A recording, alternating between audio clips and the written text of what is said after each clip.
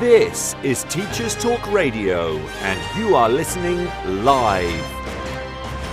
This is Teachers Talk Radio, and you're listening to the Sunday Twilight Show with Maud.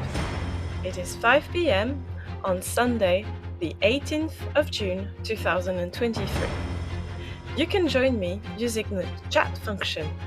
We can discuss today's topic, which is an interview with Yannich, MFL teacher. Welcome!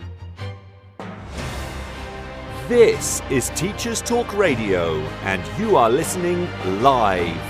Tune in live at ttradio.org, or to join in the conversation, download the Podbean app and search Teachers Talk Radio. Follow the hashtag TTRadio.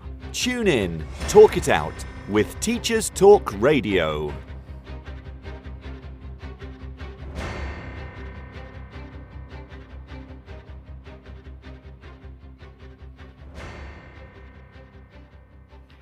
Good late afternoon and early evening, fellow educators and dear listeners. This is my 40th radio show as your hostess, and I'm very excited to have reached such a high number. But first, I have to introduce myself for any new potential listener. I am Maud, a French citizen of French and West African ancestry. I have been living in the UK since 2008, and I'm a professional educator, working in a secondary state school in North London, where I teach both languages as well as humanities: French, Spanish, history, and geography. I also have experience as a teacher in the charity sector. You can follow me on Twitter at ProfMFL. All views are my own. So today I wanted to celebrate my 40th podcast at Teachers Talk Radio, and I chose to do something I do rarely because of time constraint, and I actually asked someone to come and talk to us for an interview. So today's podcast is about this educator. His name is Yannich. He is a French teacher, and in both meanings, he's a teacher of French as a subject, and he also happens to be a French person as well. So we're going to listen to Yannich in a very short time. This podcast is relevant to parents of children in schools, parents of children who study a language, anyone who is an educator working in the UK and abroad, and the curious and savvy, interested in knowing what's going on in schools.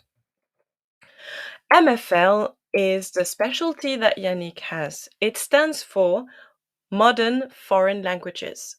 Most modern foreign languages taught in the UK are usually Spanish and French. Spanish is the first language chosen in numbers. Then there's French coming after that. There is German as well. And then you have fewer numbers who are studying heritage languages such as Mandarin, Urdu, Polish, Turkish, Arabic, Hebrew, and you have a few as well who can do Greek and Latin as well. Now, the interview is about teaching Spanish and French, but MFL in general. I just wanted to remind you what is the context today for teachers. We have a workforce in the UK which is approximately 970,000.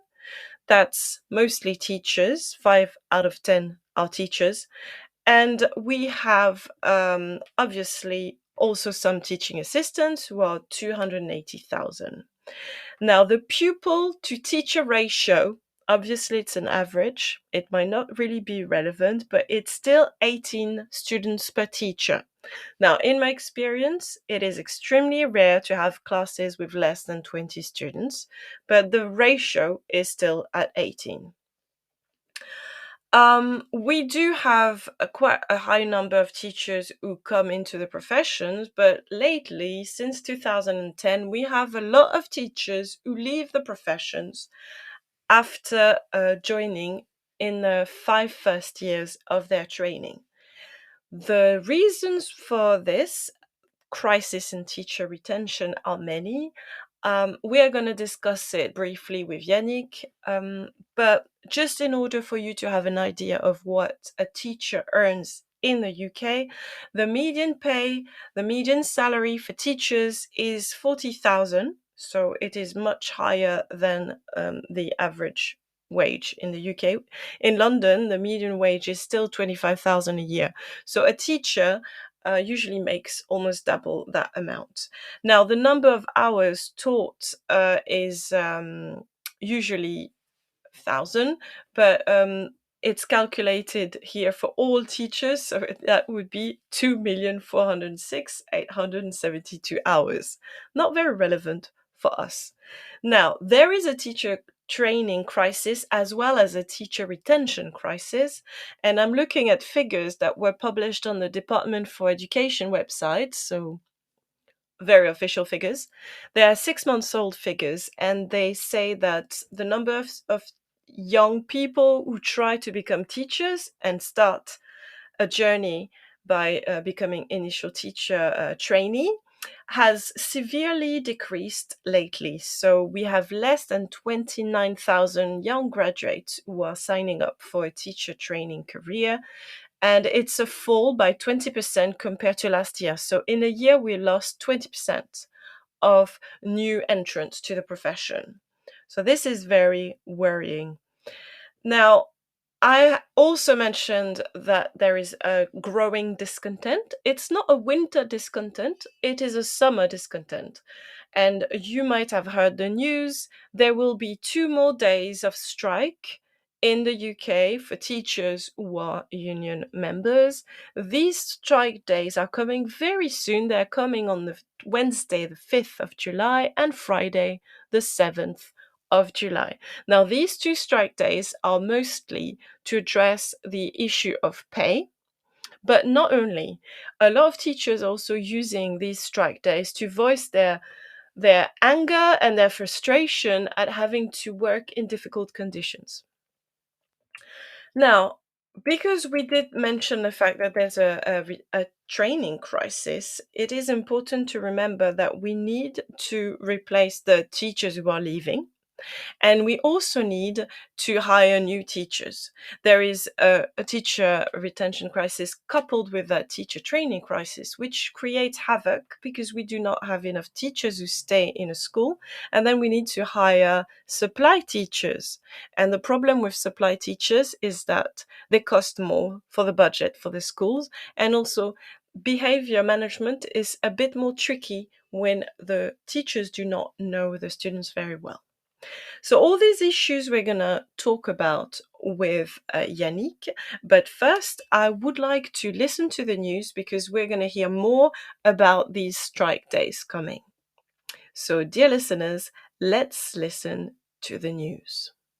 It's time for a fresh start to language learning. Pearson EdXL's new student-centred French, German and Spanish 2024 GCSEs cater to the needs of all learners, regardless of their background, ability or reason for studying. Rooted in learned language knowledge, their assessments are transparent and accessible, allowing all students to showcase their language skills. Through inclusive and relatable content, the new Pearson EdXL MFL GCSEs build a shared cultural capital that helps students develop an understanding of and appreciation for the wider world. Find out more at go.pearson.com/MFL GCSE 24. This programme has been brought to you by the Happy Confident Company. Our clinically approved, ready-to-go wellbeing and mental health programme will help your pupils thrive. In only 10 minutes a day, you'll be able to deliver social and emotional learning and wellbeing tools throughout your school. To find out more, visit us at www.happyconfident.com.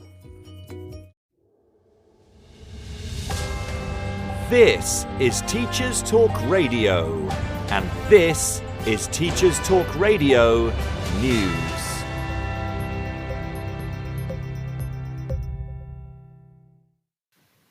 The Telegraph reported this week on calls from some academics for schools to ban smartphones. The article refers to devices as extremely dangerous, over fears that they damage cognitive ability. The research by academics in Australia suggests that phones can be hazardous to children as they have a negative effect on learning, social skills, and mental health. Dr. Mark Williams, an honorary professor of cognitive neuroscience at Macquarie University in Sydney, is quoted as saying that having a phone in a pocket or bag decreases working memory capacity, and that this means children don't learn as well. He goes on to say that there are zero benefits to smartphones in schools. Dr. Williams went on to add that other research studies have shown that smartphones also link to causes of depression, anxiety, and body dysmorphia. In Spain, phones have been banned from schools in some regions since 2015. University of Valencia academics found that pupils' test scores in some core subjects improved. In the USA, researchers at an Ohio hospital found that screen time led to lower brain functioning, and a study in Malaysia, published in 2020, found that the presence of a smartphone decreased the ability of undergraduates to accurately recall information. The current Department for Education advice in England is that head teachers are best placed to make decisions about phones and their use in school. The value of learning a foreign language is often discussed in schools, but in Germany, there have been calls for primary schools to scrap English lessons. The president of the German Teachers Association has said that schools should focus on German reading and maths instead. His remarks come as German students scored lower than their peers in other countries in the International Primary School Reading Survey. Heinz-Peter Meidinger told German broadcasters that focusing on English was a wrong priority, and that more attention should be paid to reading skills, writing skills, and arithmetic. The BBC reports that MPs have launched an inquiry into Ofsted school inspections, looking at how useful they are to parents, governors, and schools in England. Education Select Committee Chairman Robin Walker said Ofsted had an important role, but that there had been a groundswell of criticism in recent months. Ofsted itself has said it welcomed the inquiry, but that it had already made changes. MPs will consider how inspections affect the workload and well-being of school staff and pupils, and what contribution its reports make to helping schools improve. The issues likely to be discussed are the current system of awarding one overall grade to a school, and whether it is right to deem a school inadequate if inspectors raise concerns about child welfare. Parents, school governors, teachers and unions will be able to submit evidence alongside the government and Ofsted itself.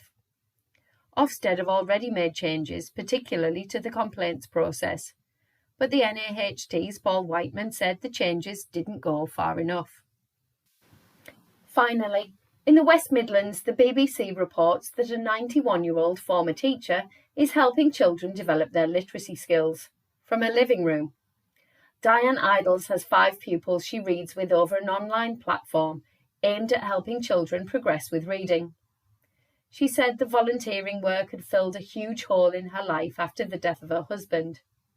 Mrs. Idles volunteers through the Bookmark Reading Charity, which matches trained volunteers with primary children struggling with reading. This has been your Teachers Talk Radio News with Joe Fox. This is 2 Minute Tech with Steve Woods, your tech briefing on Teachers Talk Radio. Hello, this week I'm going to answer the question we all want to know. What is the best presentation software? I do promise to give you an answer this week after leaving you on a cliffhanger, but first, a quick recap for those who missed last week or fast-forwarded me. Considering most lessons delivered in a classroom contain some sort of presentation, it's possible that our students are facing up to 1,000 presentations a year. This isn't a bad thing as we are presenting information, and that's what the software is designed to do. However, like a display you spend ages on, how long does it take before it stops being noticed? Do we really know what experience a pupil gets through a typical week in school? Are they being engaged, or do they know how to look like they are listening? Don't worry, there is no way I'm going to mention slant here if you're thinking that is where I was going next. The answer is there is no best presentation software. As I've already mentioned, there are lots of free and paid for presentation apps out there. The key to success is which one do you choose. This is where a lot of people go wrong. They ask someone else's opinion,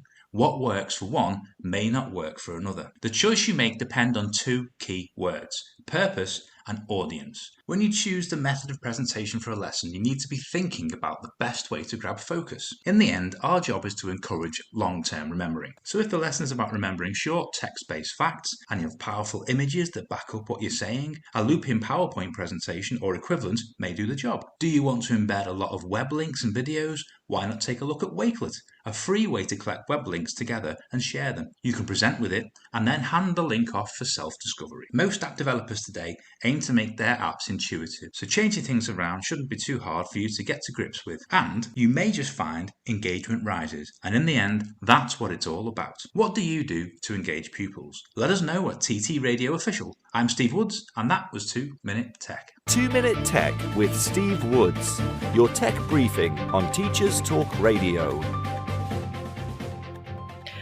So, we are facing 2 more strike days coming in July. There is a teacher training crisis and a teacher retention crisis. I wanted to know more about what it is to be a teacher in the UK, so I approached Yannich, who has been teaching for quite a few years. So, without further ado, let's meet Yannich.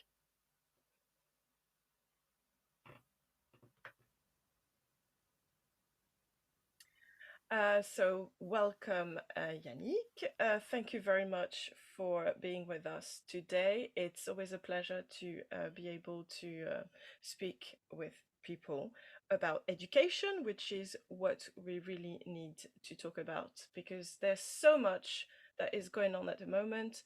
There's been a strike announced, and I wanted to have that occasion to talk to someone who is an experienced professional and have your opinion on a few topics. So first, my question is, how long have you been working in education, Yannich? So I did my PGC in York in 1999 and started working in 2000. So it's very easy to remember how long I've been in education. You can do the math. 23 years, Yeah. which is a lifetime already. So you are Indeed. very experienced, definitely. And you have seen many, many Secretary of Education. Yes, indeed. Many So changes.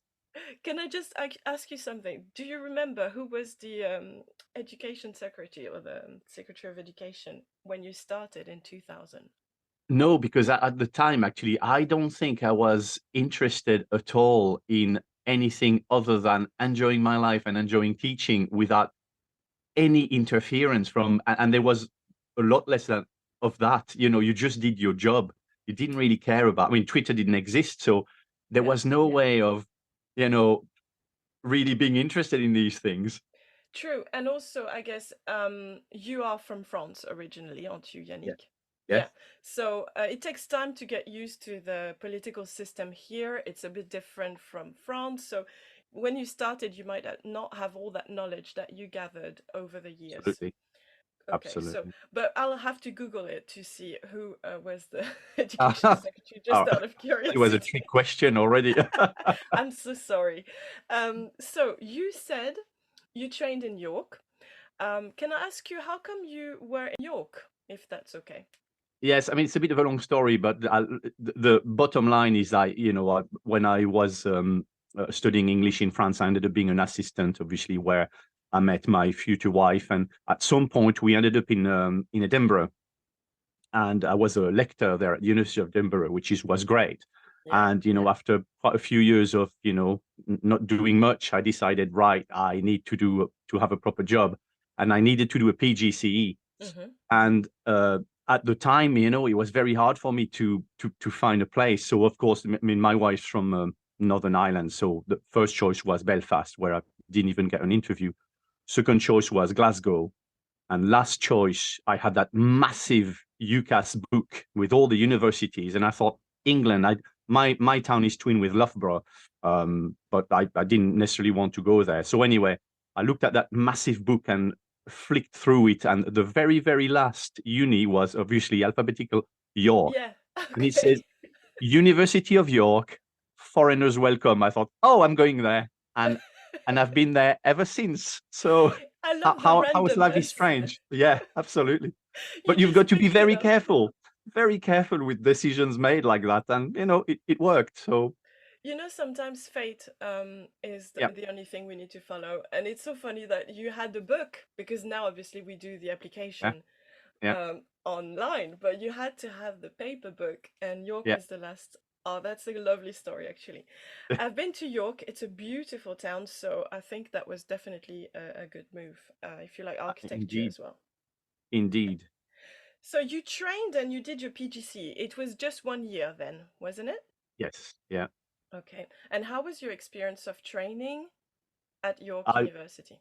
I was very lucky. I think we had amazing tutors really, who were very proactive, and they both they did write quite a lot of books at the time. And actually, I realized that the reason why foreigners were welcome is that because they used us to be some of the voices in their books, so it was useful for them to have natives. Well, I guess it's a good exchange, isn't it? You're Because we got paid as well, so yeah, it yeah, was yeah. amazing.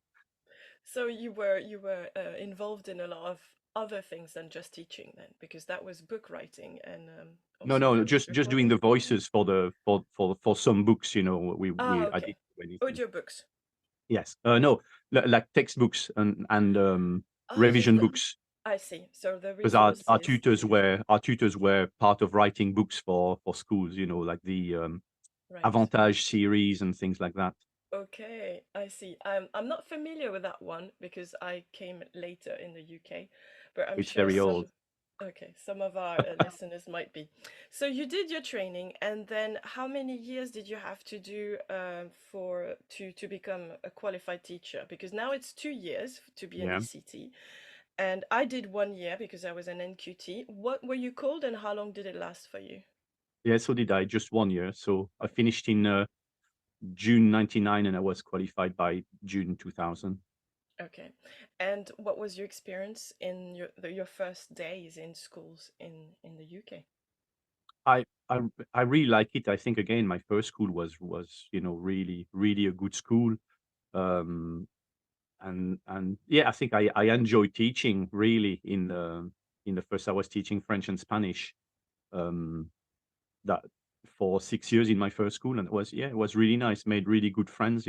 People I still see after all this time. I know I've moved quite a bit since, but Hmm. yes, I think the team was nice. We had good support. Yeah, loved it. Were you struggling with workload, and did you notice that sometimes you had to spend your whole weekends preparing lessons?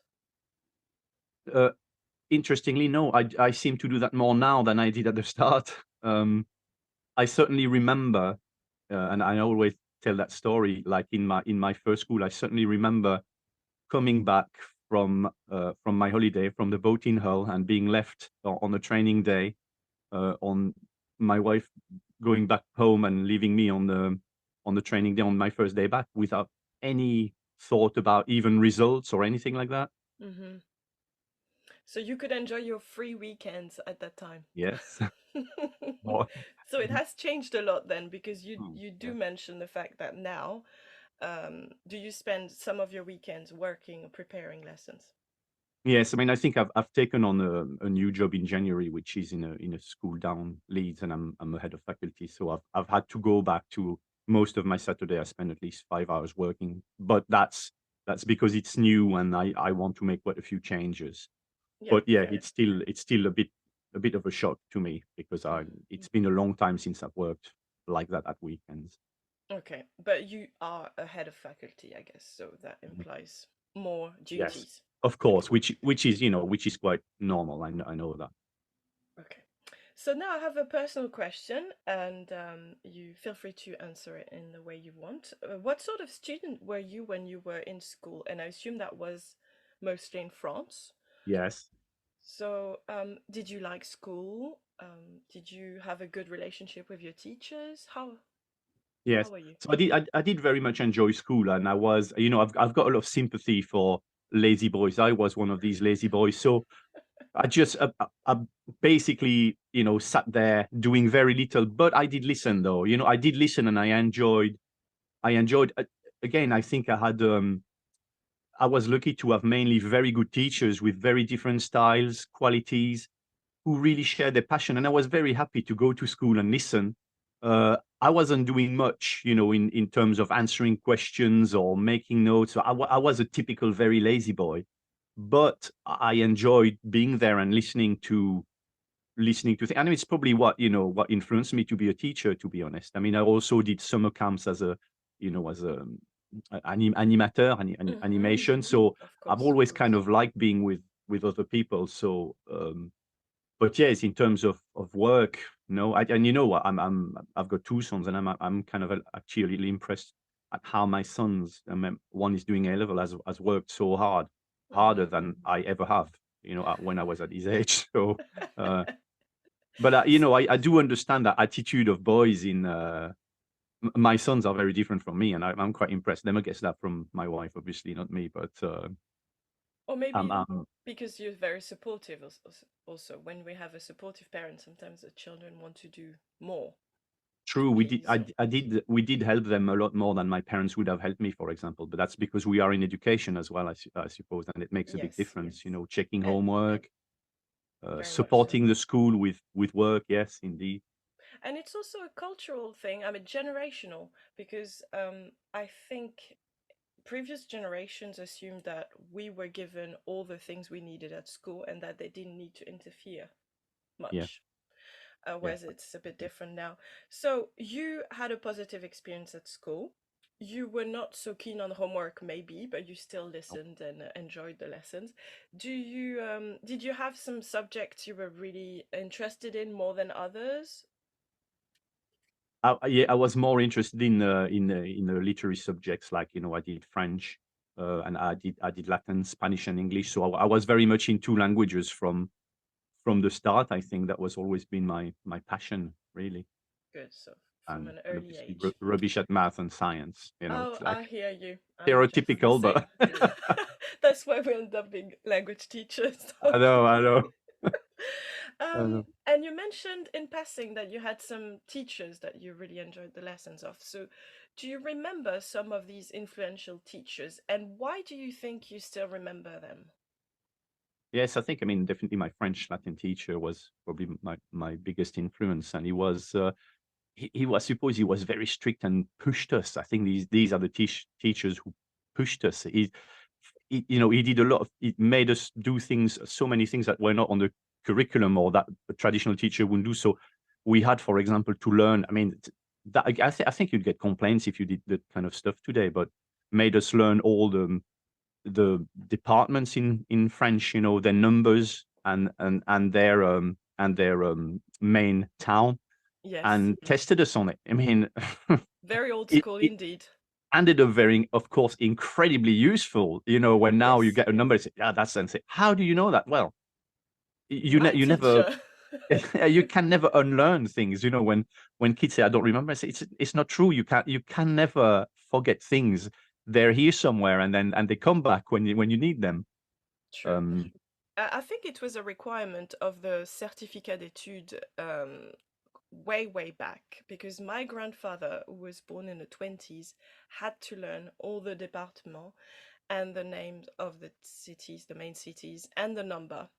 But obviously, when I came to education in my turn in the 80s, that was long gone. So your teacher was obviously from maybe closer to my grandfather's generation.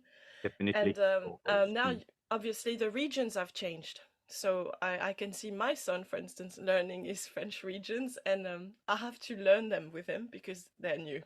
They've been changed by President Macron.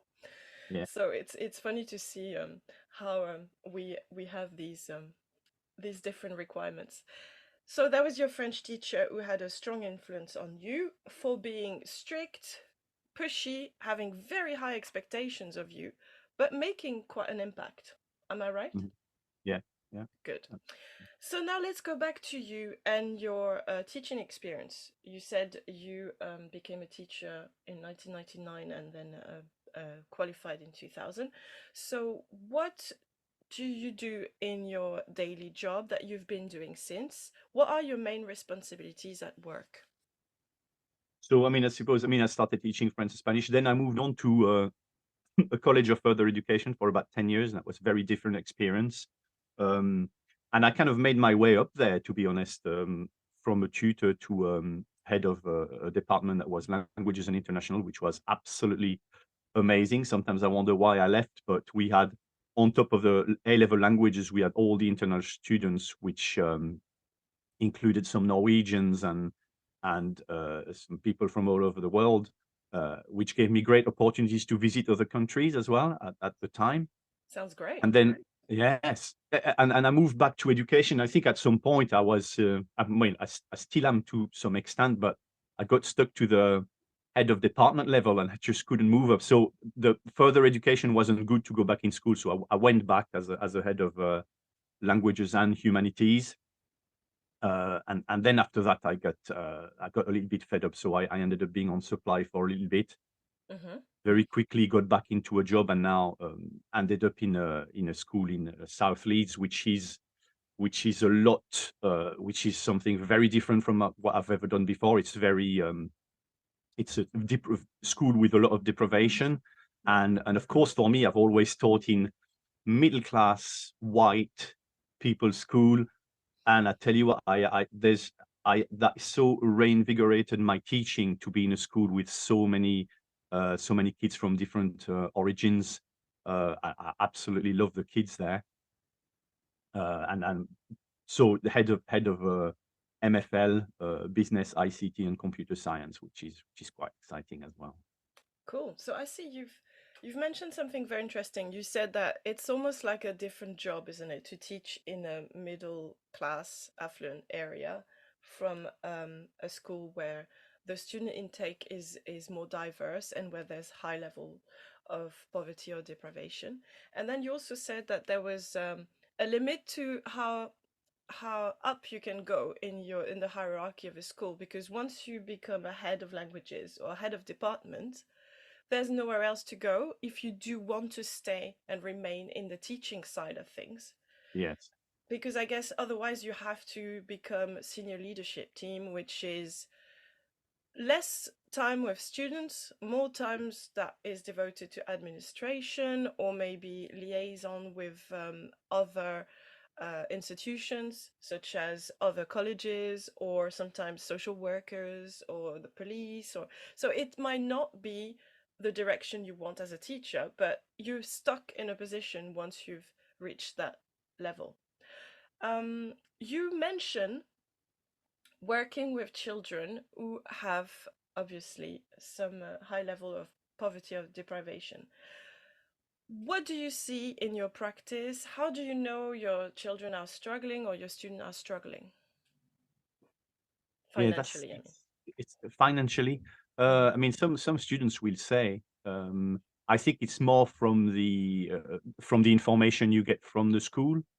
So from the information from the school, I know that there's, I mean, supposedly about 70% of people who are struggling financially and in the pupil premium category. Yeah. But in the children themselves, I tell you what, they come in uniforms, and you don't necessarily see that they are, in terms of I mean, our kids, I suppose, are very lazy, and we don't have, well, I think the way we're going is languages for all, French and Spanish. And I like that because we are, I think, very ambitious for our students, and our students certainly are the same as anywhere else. You know what I mean? We can push them as much as anybody else. There's nothing to do with poverty or anything. If you got a good systems, the kids will come, will follow you, and will learn as much as anywhere else. And I think it's very important that at the minute we're not there. I think our students are too passive. But there are some amazing students as well, Okay, so you did say that you only know about what they go through in their personal lives through your school. I assume you have CPDs, you have Yeah. safeguarding and pastoral meetings. You might use some software where you collate data. This is Yep. what all schools have to do. Did you have to do such an amount of safeguarding or data collecting and analysis when you started in your profession in the 2000, or has it been increasing since? Yes, I think it's the training to respond to events. I think that's increased. something I've always liked in England compared to France, for example. I thought we know our students so well compared to a teacher in France, and I really love this. I think it's nice. We've got too much the other way, in that everything can be made. If you want, you can turn any little event into something really big. But it's and some of the training is useful, I think, like keeping children safe in school, of course, because there's so many things that you don't necessarily know from your students. And of course, you do talk to your students, but not necessarily in your lessons. So, and I think a lot of people have, a lot of teachers. I mean, I certainly have colleagues who are amazing at, being sussing out what was going on in a student life, but just by and I thought that's quite amazing. And so that the training is useful. Sometimes it's a little bit of a shame that it's out of context and it's a reading and tick box. And I think people are not happy with that, because we are here to help students. Of course we are. So yes, training is useful. I think it is time consuming. That's the problem. You end up doing this on a Monday after school for 2 hours when you've taught 5 lessons. Well, difficult, isn't it, to remain focused and keen. And it's Yes, often indeed. seen as a tick box rather than well, Yes, not indeed. I think you are really right when you say that we have to teach our subject, which takes time and energy, and then we have to do this safeguarding, this wraparound care almost, yeah, and it's on top. It's not counted into our hours, and yes. it's very fiddly sometimes. I don't know which software you use. We use Sims in my school, and there's a ton of clicking, and sometimes I have pain in my elbow because I do so many repetitive movements, clicking and writing elements about a child, or when you make a phone call, you have to fill that in and record it. So it's adding to the daily tasks a lot. Obviously, it's very useful, but I'm also sometimes feeling a little bit like I know too much about my students. I really wonder if I know it's important for safeguarding, Yes. but I do feel like confidentiality. Sometimes teachers are all the teachers, which is maybe 100 people, are told that such and such is now in foster care, or such and Hmm. such has lost their moms, or such and such should not be left alone with a member of staff because there's a history of allegations against staff. So we have very, very deep confidential information given to us. Sometimes we don't even know these students because we don't teach them. And Hmm. it makes me feel really uneasy. I don't know. What do you feel about this?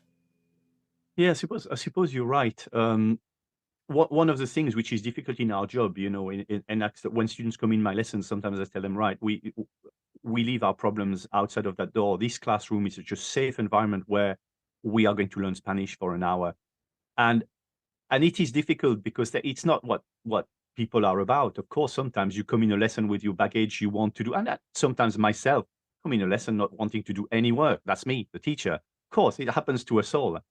And sometimes I will, and I think that's where it's difficult, because my scheme of work is like yours, like everybody is so tight. On a 60-minute lesson, you've got to teach 59 minutes, complete absolutely nonsense. And sometimes I'll be happy to give students a reading task. Okay, you've got 15 minutes to do this, and then you go around, you talk to your students, and then you can have a bit of banter. You can get to know them a little bit. Find out that some of them just found that one girl who turned up to my lesson like 3 times, and then I saw her in the show. She was a dancer, amazing dancer.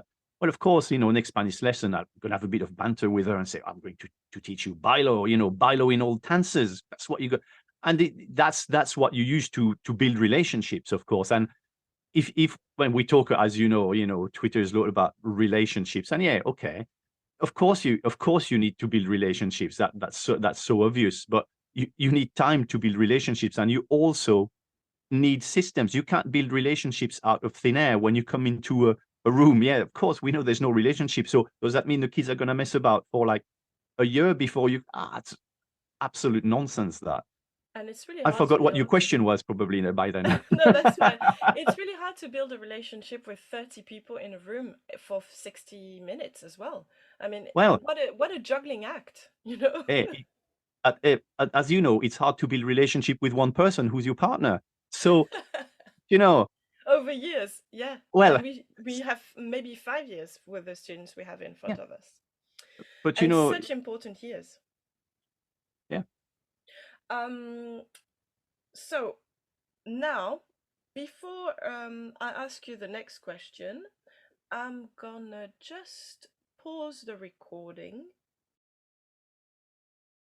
And I'm gonna let you listen to the news one more time. Thank you, dear listeners. We get back to Yannick's interview after the news. It's time for a fresh start to language learning. Pearson EdXL's new student-centred French, German and Spanish 2024 GCSEs cater to the needs of all learners, regardless of their background, ability or reason for studying. Rooted in learned language knowledge, their assessments are transparent and accessible, allowing all students to showcase their language skills. Through inclusive and relatable content, the new Pearson EdXL MFL GCSEs build a shared cultural capital that helps students develop an understanding of and appreciation for the wider world. Find out more at go.pearson.com/MFL GCSE 24. This programme has been brought to you by the Happy Confident Company.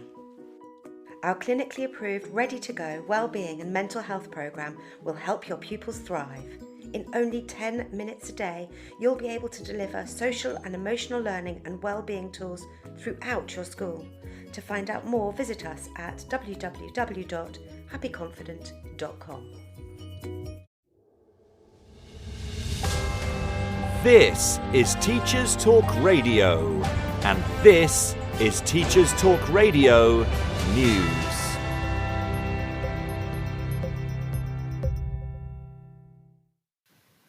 The Telegraph reported this week on calls from some academics for schools to ban smartphones. The article refers to devices as extremely dangerous, over fears that they damage cognitive ability.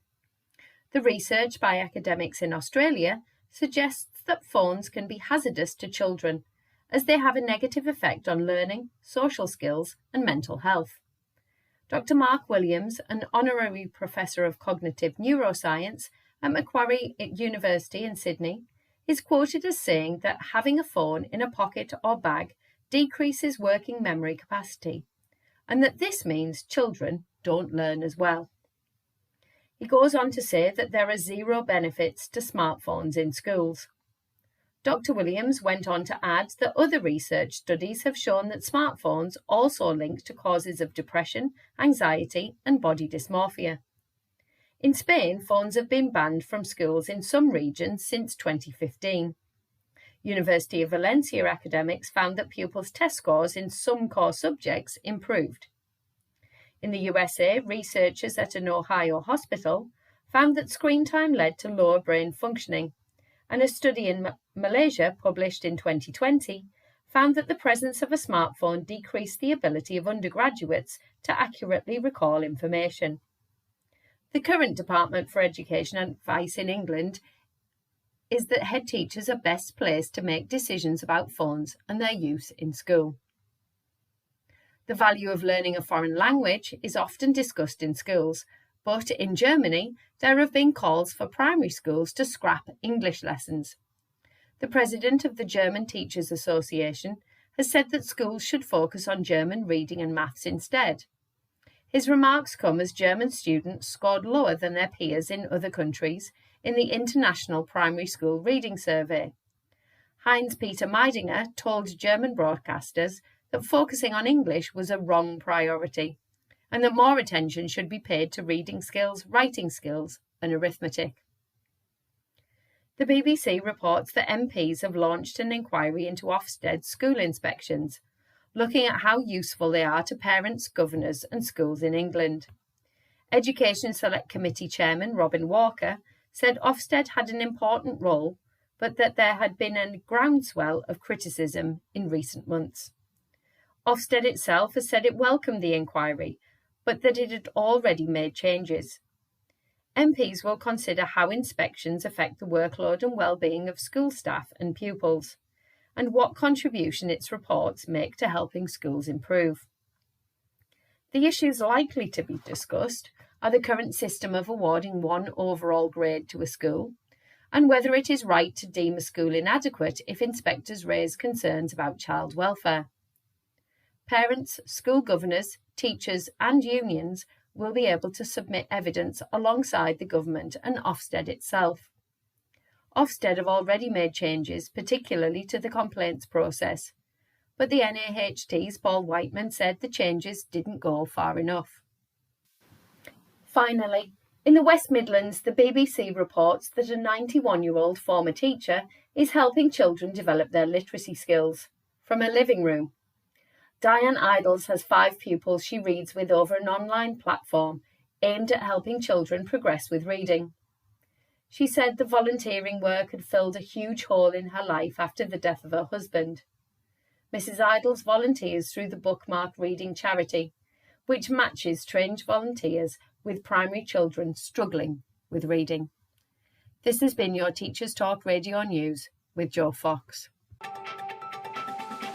This is 2 Minute Tech with Steve Woods, your tech briefing on Teachers Talk Radio. Hello, this week I'm going to answer the question we all want to know. What is the best presentation software? I do promise to give you an answer this week after leaving you on a cliffhanger, but first, a quick recap for those who missed last week or fast-forwarded me. Considering most lessons delivered in a classroom contain some sort of presentation, it's possible that our students are facing up to 1,000 presentations a year. This isn't a bad thing as we are presenting information, and that's what the software is designed to do. However, like a display you spend ages on, how long does it take before it stops being noticed? Do we really know what experience a pupil gets through a typical week in school? Are they being engaged, or do they know how to look like they are listening? Don't worry, there is no way I'm going to mention slant here if you were thinking that is where I was going next. The answer is there is no best presentation software. As I've already mentioned, there are lots of free and paid for presentation apps out there. The key to success is which one do you choose. This is where a lot of people go wrong. They ask someone else's opinion. What works for one may not work for another. The choice you make depends on 2 key words: purpose and audience. When you choose the method of presentation for a lesson, you need to be thinking about the best way to grab focus. In the end, our job is to encourage long-term remembering. So if the lesson is about remembering short text-based facts and you have powerful images that back up what you're saying, a looping PowerPoint presentation or equivalent may do the job. Do you want to embed a lot of web links and videos? Why not take a look at Wakelet, a free way to collect web links together and share them. You can present with it and then hand the link off for self-discovery. Most app developers today aim to make their apps intuitive, so changing things around shouldn't be too hard for you to get to grips with, and you may just find engagement rises, and in the end, that's what it's all about. What do you do to engage pupils? Let us know at TT Radio Official. I'm Steve Woods, and that was 2 Minute Tech. 2 Minute Tech with Steve Woods, your tech briefing on Teachers Talk Radio. So that was the news, and while you were listening to the news, I had to check who was the education secretary in 2000 when Yannich started his journey into becoming a teacher. And the education secretary was David Blunkett, who is now Baron Blunkett, and he was obviously a member of the British Labour Party and working under Tony Blair and the government, and he's originally from Sheffield. So yeah, it was a Labour government in the early 2000s when Yannich started his teacher training and became a qualified teacher. Now let's go back to Yannich.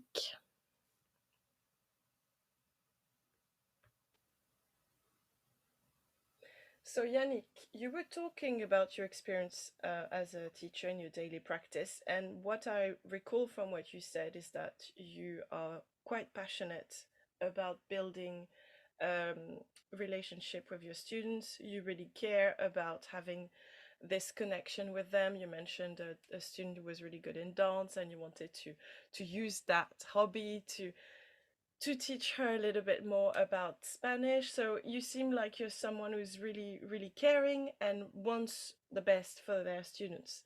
So now my question is, what are the difficulties you face in your profession at the moment, and what could help you overcome these difficulties?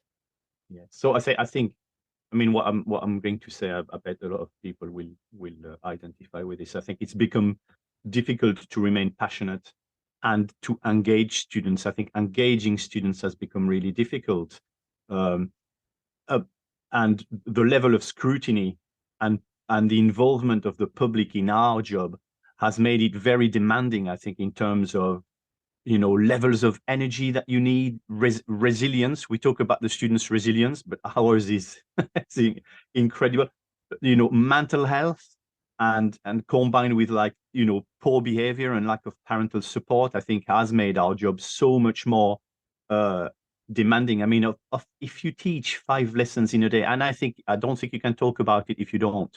It is I don't do that often because I'm a head of faculty, but sometimes, but I've still got a few, like 1 day a week where I teach 5 lessons a day, and that is just so tiring. And I come home, I'm just knackered.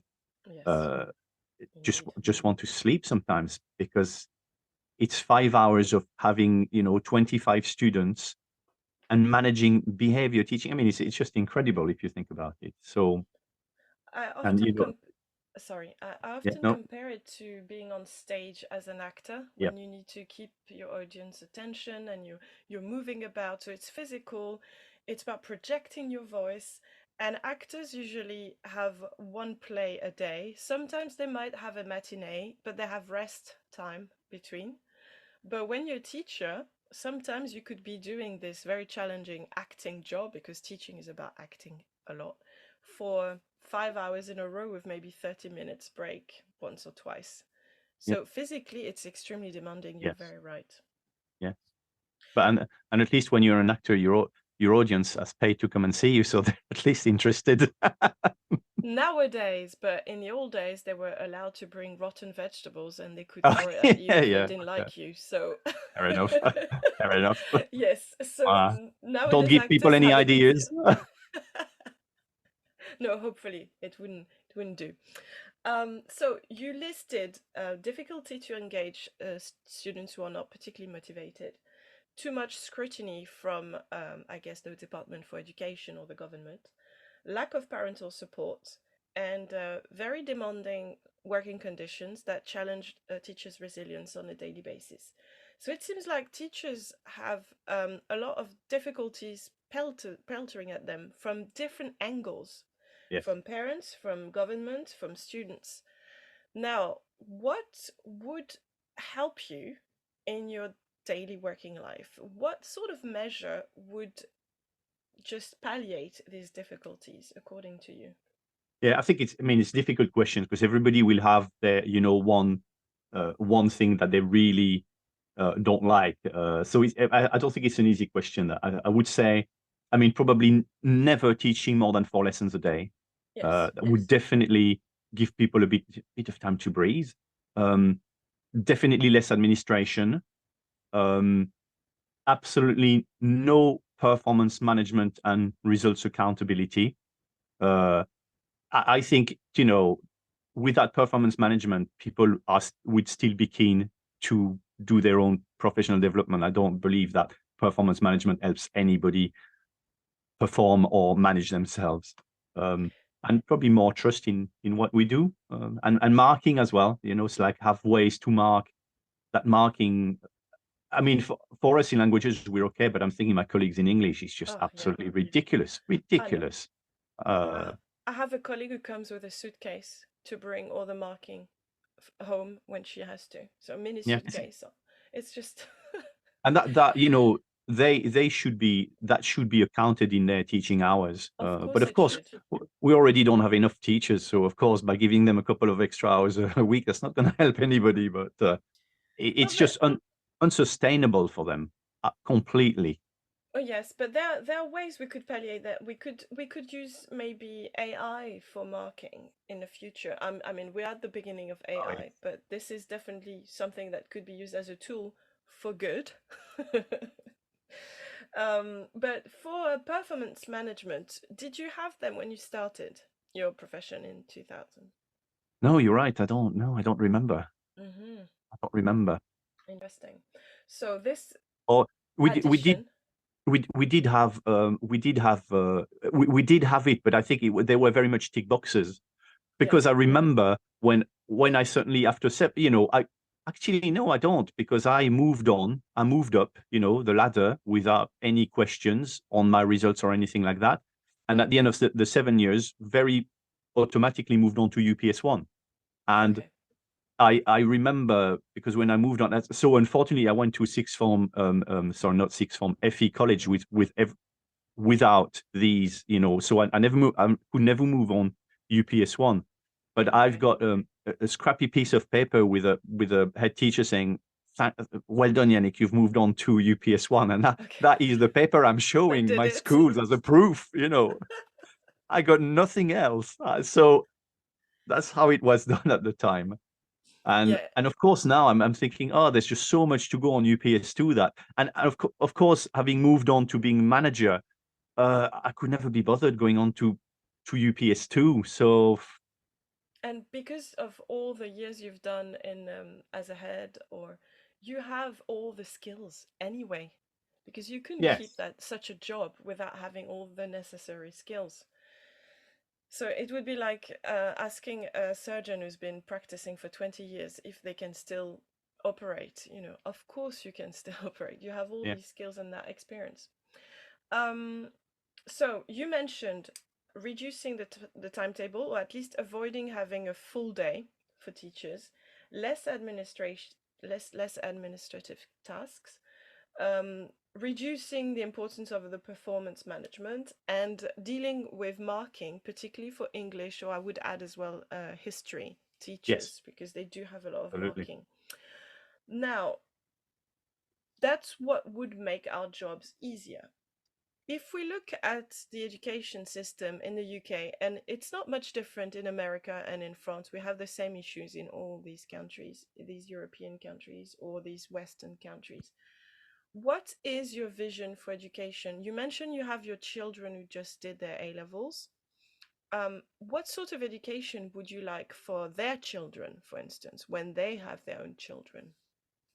I mean, that I think that is the big debate. And as you see, I was reading things that there in France, we are not thinking so much about the vision for education. I think it's very British thing there. What is education about? And I would definitely like to see probably a more well-rounded education. Um, I mean, it's difficult because there's many ways to see the purpose of education, and you've got to be careful that you end up don't go not going all academic or all vocational. Um, it's and of course it's difficult because as time goes on, there's a lot more things to learn. So when we were in education, there was things were a lot easier. Now there's just a wealth of things to look at, and you've got to be selective in what you want new students to learn. Um, so what is it about? To give students skills and desire to learn more independently. So you learn a topic, but it's the topic is there as something you're passionate about. But the students, because we need students to find their own things that they want to look at and learn. So and obviously I think there should also be more now. I think probably lessons on mental, well, we do a lot about that, but it's kind of on the verge of all of it. So mental health, um and I think very importantly, a way for students who can't cope within mainstream education to be able to do something else. Now Gove scrapped all of this, which was a really bad idea, but students who can't cope in a classroom, where there's other things for them to do, which are incredibly useful. So like looking after plants, animals, um you know you know and Nature. and and no point in them of staying in education and not learning anything. You can learn a skill. It's as important as being academic. We need everything in society. So, and Exactly. there's not one thing which is better than another, if you know what I mean. Yes, and we see it maybe more in that next generation, the ones who were born in the end of at the end of the 90s and the beginning of the noughties, that actually going to university is great, but you don't always manage to get a job after studying for 5 years in a university. And sometimes those who got a skill or a trade earlier are ahead in the way they establish their lives. So they might Of already course. have a mortgage, or they might Yeah. just be more financially independent than someone who's studied at university. A lot of people go to university because that's a good way to avoid going to work, and they go there as a backup rather than that's really something I want to study in depth. Well, because people are too young as well, but and in a way, it would be nice to have a system. I mean, that does happen a lot. Actually, I've got quite a lot of friends who have gone back to education because, yeah, you do something and then you develop an interest for something and say, yeah, actually, I really want to study this. And there should be more way to support people doing this. Uh, so yeah, Lifelong. people, yeah, Yes, lifelong education is really important. yeah, I traveled to Denmark once a year, and they have such an emphasis on lifelong education. There are places where you can stay for 6 months. It's not depending on your age, so you could be 16 all the way to 85. There's no limit, and yeah, you go that's there and right. you study skills. You can study pottery, you can Yeah, study French literature. You can study sport, you can study anything you want, yeah, and it's a part of normal society, and it stems from that socialism that was developed at the turn of the 20th century, where they wanted people to enrich their lives yeah, and through learning. So I think we should definitely look into that, the Danish way of seeing lifelong education, because you might absolutely. turn 50 and want to study something about publishing and have your bookstore or any other aspects that you're interested in, and we should definitely nurture this. Now, I have a question. You might have heard that there's going to be 2 to 3 days of strikes before the end of this Oh, summer. yeah,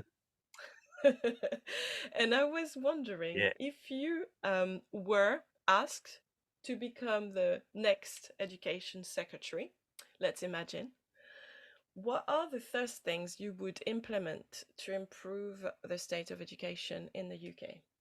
Yeah. So, I mean, I tell you what, one of the things I do, it's probably very controversial, and in a way, and, everything in the world, I think, depends on education in terms of the way people run their lives. Everything depends on. I would now highly controversial probably, and don't get me wrong, as someone who loves my holiday when in the summer I go 5 weeks, so that would actually affect me. I would implement all year around a 5 week term, 2 week holiday all year around, so that we'd never have these issues with long holiday, people being able to take holiday whenever they want. And I feel for them. Yeah, of course, the summer is too long. People can't afford it.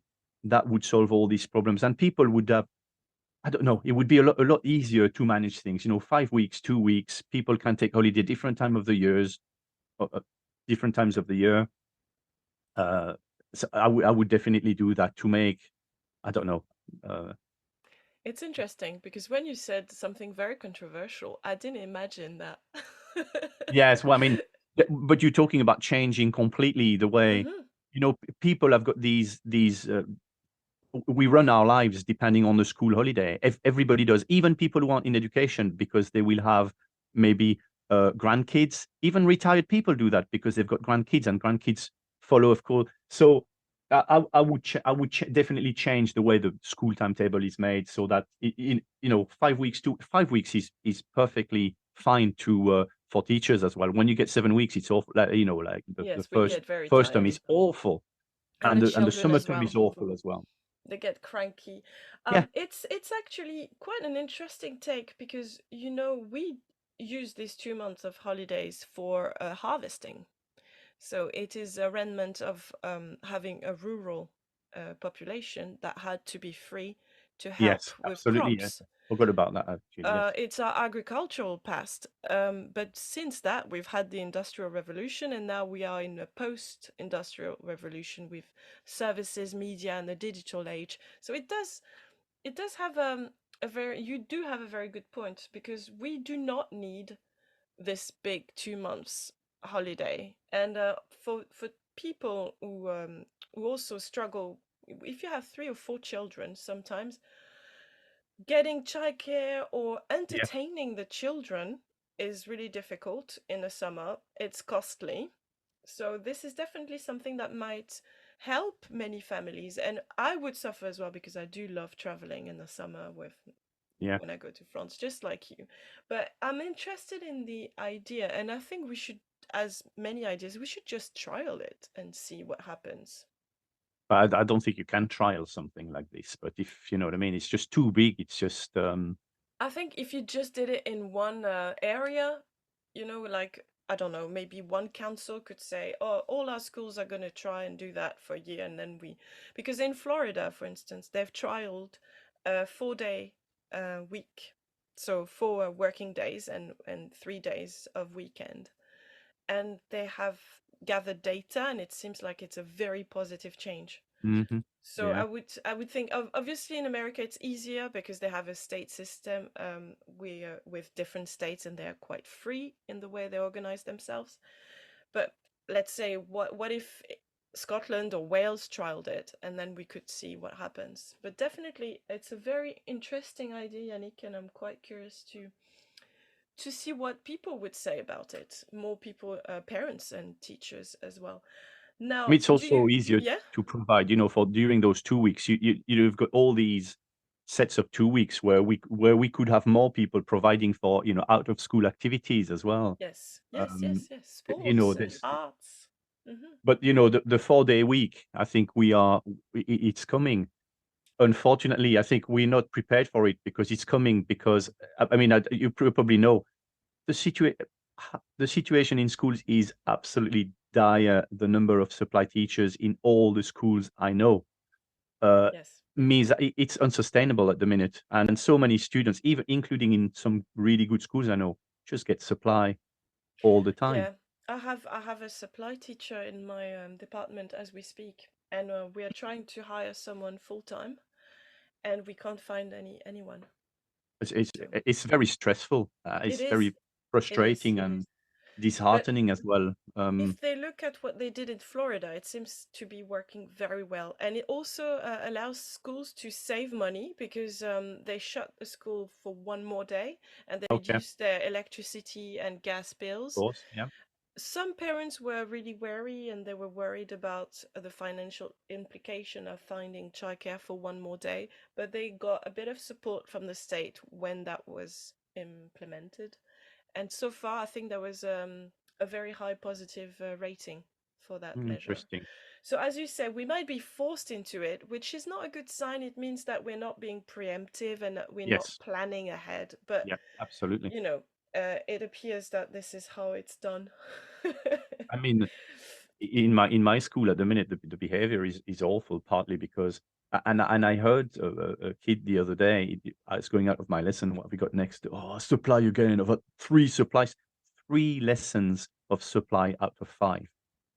How do you want them to be keen or engaged? And the supply Yes, is, hey, yeah, we got a supply. So yes. stuff being chucked out. You know, And water fights. yes, I know. I've had water fights all last week. So that's one thing you said. People are always saying we need to build relationships with our students to reduce behavior management difficulties. But supply teachers can't do that because they're Of there course. for one day at the most a week. And there's going to be more supply teachers in the future. So it's just a conundrum, as we say. Yeah. Now, was there anything else you would do if you had a magic wand and you were education secretary for a day? For a day. Well, let's say I'd, for a term. I'd love that to see what they eat and how enjoy the day. I'd enjoy the day. Make some very highly controversial statement so that people can have a big bash at me. Oh, they do that anyway. So you would Yeah. say you would change the timetable from 5 week term to and 2 weeks holiday. And would there be anything else you would do? No, I was thinking, like 4 day. I was also thinking, of course, about the 4-day week. Now I'm pushing it, 5-week term with 4 days. It's like, I don't think people would be, they're going to call us lazy now.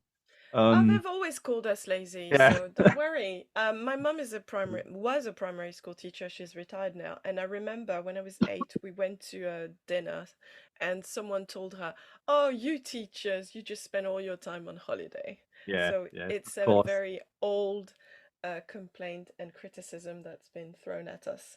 But Um, I think people haven't moved on with, they still got that vision of the yes, teacher that taught us in the 80s, who yes, indeed I think could afford, could have a much better lifestyle than what we have now, and they were paid more as well.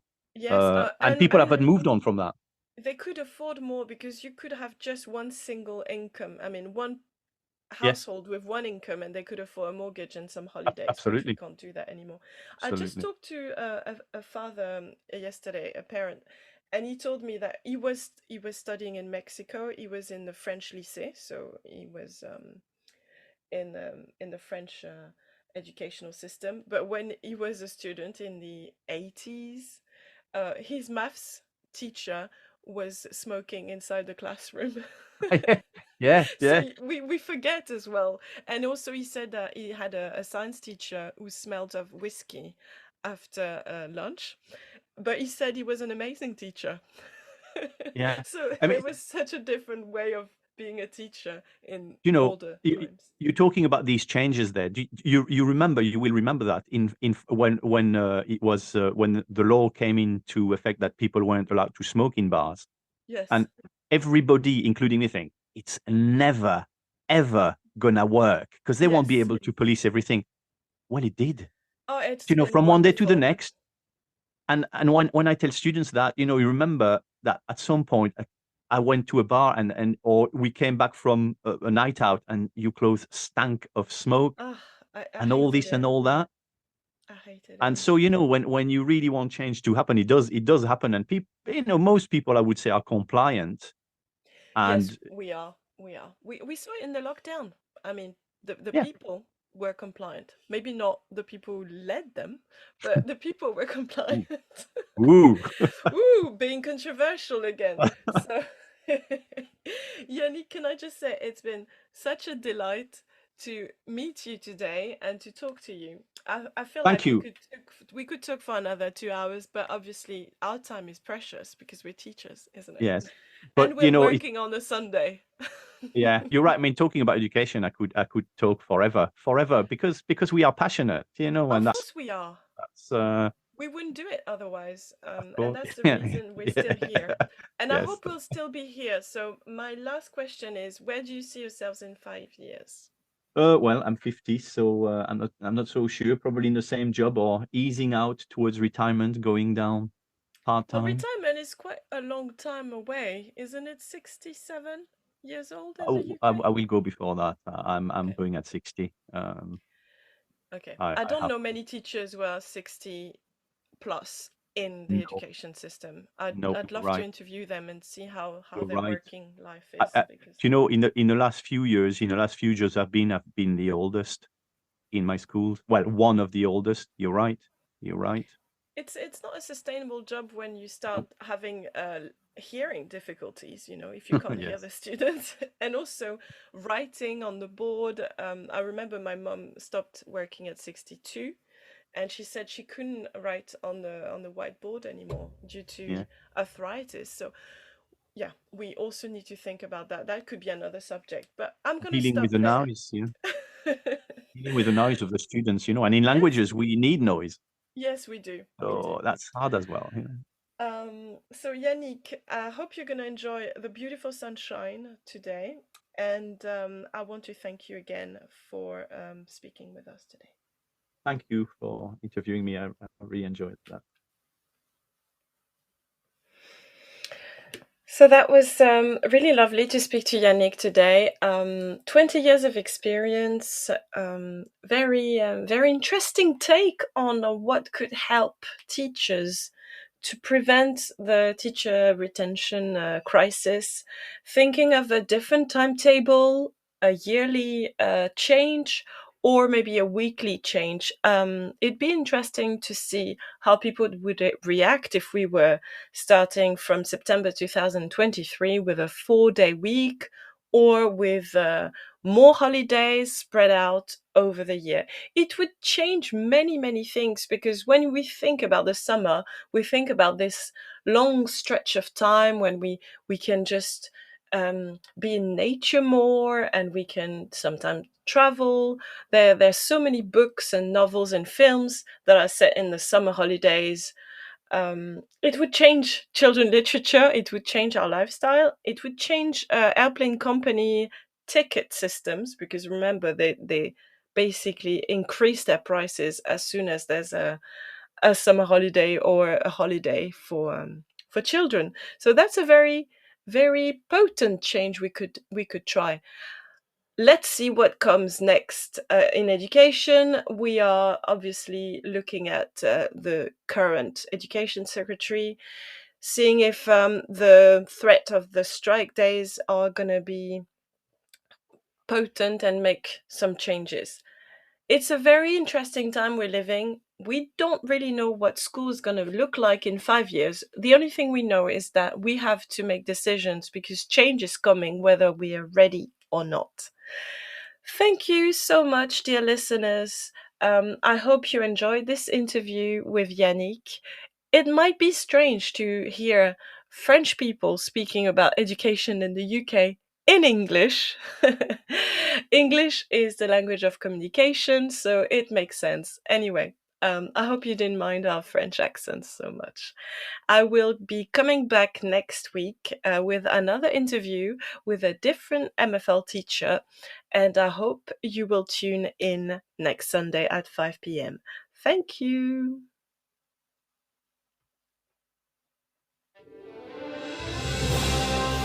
You've been listening to Teachers Talk Radio. Tune in live and listen back at ttradio.org.